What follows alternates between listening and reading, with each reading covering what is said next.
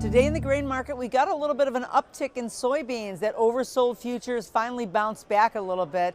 It's a pure technical retracement though, because more news is really needed to really stop this bearish tone that we're experiencing right now.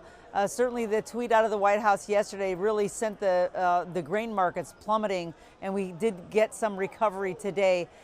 Maybe better news certainly out of China, but there is some weather issues going on right now in the U.S., and I think over the weekend that there is some concern that the dry weather might be extended, and I think that's what's given us a little bit of a strength today. That's why corn is up as well. That concerns over that dry weather has some of the traders worried that maybe weather is going to be part of what's going on in this market, regardless of what's happening with the tariff wars. It is a nice correction today, but it's still, export sales in corn have been a little bit weak, and so I'm wondering if it's difficult to sustain these kind of numbers. But it's the end of the week, and sometimes everyone's a little bit nervous. They liquidate their position or kind of balance it out a little bit for the weekend, and then we wait until Monday to get back into the market and kind of look at this again. Of course, we're always going to be watching for the August 12th acreage report, because that's going to be the last final number that can give us an idea of where we can start making our projections with our yields.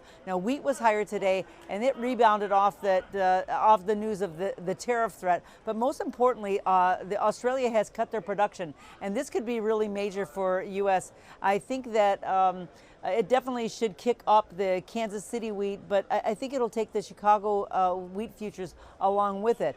If those numbers are correct, that should bodes well for us to really, kind of like fill in the exports for what's going to be lost from Australia. Now, this is really new news, so we don't know exactly how it's going to work, but just the idea of it is giving the market a little bit of a lift. Also, we did have decent export sales, but we have to watch also the U.S. dollar index has been so high. It's come off it a little bit, so that's giving us some help, but we're going to wait to see for that August 12th report. After that, we can kind of gain a little bit of more idea of what direction these grains are going to go. Until then, we're going to see a lot more volatility.